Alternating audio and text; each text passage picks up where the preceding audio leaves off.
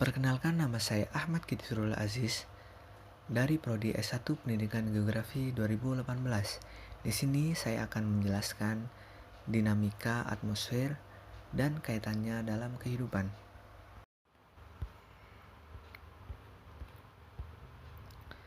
Pengertian atmosfer. Atmosfer berasal dari bahasa Yunani, yakni atmos yang berarti uap air atau gas, serta sphaira yang berarti selimut atau lapisan. Jadi, atmosfer dapat diartikan sebagai lapisan gas yang menyelimuti suatu planet.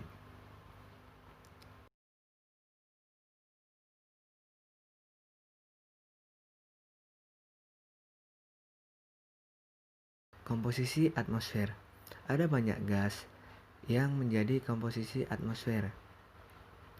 Yang pertama dan yang paling banyak adalah nitrogen, di mana persentase volume nitrogen dalam lapisan atmosfer adalah 78%.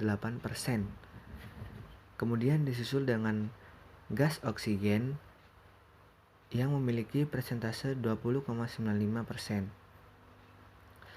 Kemudian ada gas-gas lain yang jumlahnya sedikit, ada argon, karbon dioksida, neon, helium, ozon, hidrogen, kripton, metana, dan xenon.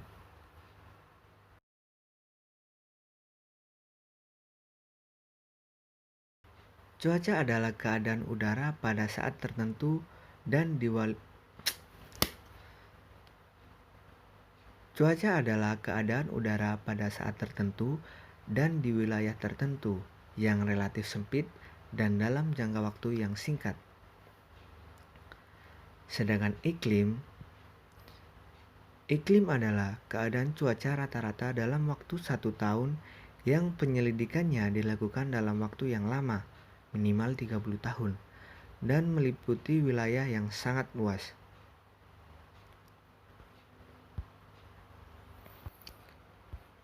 Berikut merupakan unsur-unsur cuaca dan iklim. Yang pertama, suhu, tekanan udara, kelembapan udara, angin, curah hujan, dan awan. Yang pertama yakni suhu udara.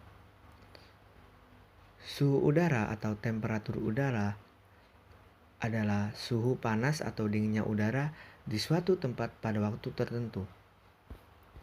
Faktor yang mempengaruhi suhu udara adalah transparasi atmosfer, sudut datang sinar matahari, lama penyinaran, kemudian besarnya energi yang dikeluarkan matahari, jarak bumi dan matahari, kemudian ketinggian tempat, jarak dari laut, relief muka bumi, dan pengaruh angin. Suhu udara dapat diukur dengan termometer.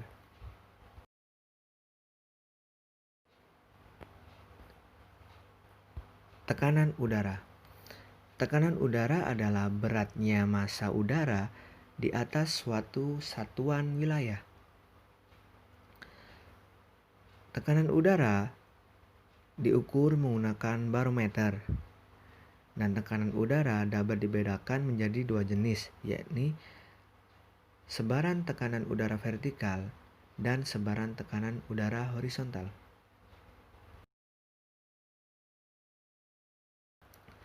Kelembapan udara. Kandungan uap air di udara disebut kelembapan udara. Uap air tersebut berasal dari evaporasi dan transpirasi atau penguapan dari tumbuhan.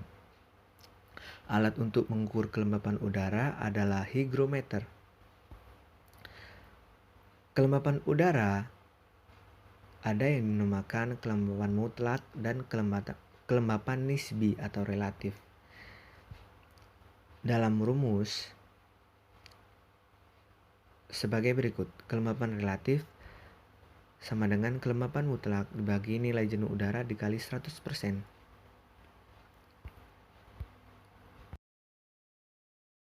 Angin. Angin adalah massa udara yang bergerak di atas permukaan bumi dari daerah yang tekanan udaranya tinggi atau suhu rendah ke daerah yang tekanan udaranya rendah atau suhu tinggi. Kecepatan angin dapat diukur dengan menggunakan anemometer. Ada beberapa macam-macam angin yang dibagi menjadi 3, yaitu angin tetap, angin periodik musiman, dan angin periodik harian. Yang saya jelaskan di gambar merupakan angin periodik harian, yakni angin darat dan angin laut.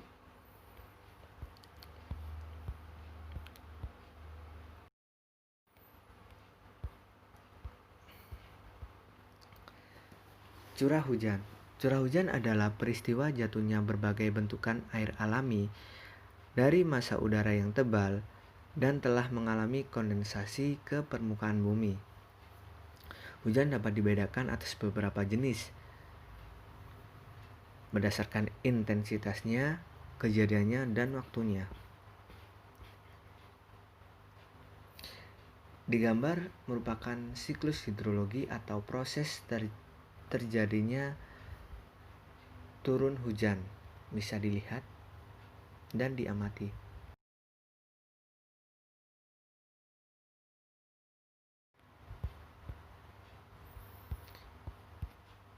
Yang terakhir yakni awan. Awan merupakan benda langit yang berwarna putih dan sebenarnya adalah kumpulan partikel atau titik air yang tampak di atmosfer.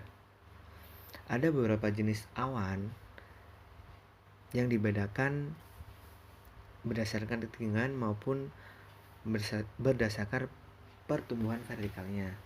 Di sini ada beberapa klasifikasi seperti awan cirrus, cirrocumulus, dan lain sebagainya.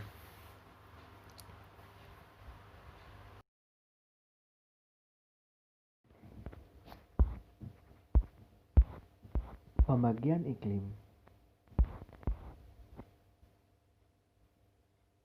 Berdasarkan jumlah sinar matahari yang diterima oleh permukaan bumi, iklim dibagi menjadi 4 macam, yakni yang pertama iklim tropis yang bisa ditemukan di daerah sekitar garis ekuator bumi di antara garis 23,5 derajat lintang utara sampai 23,5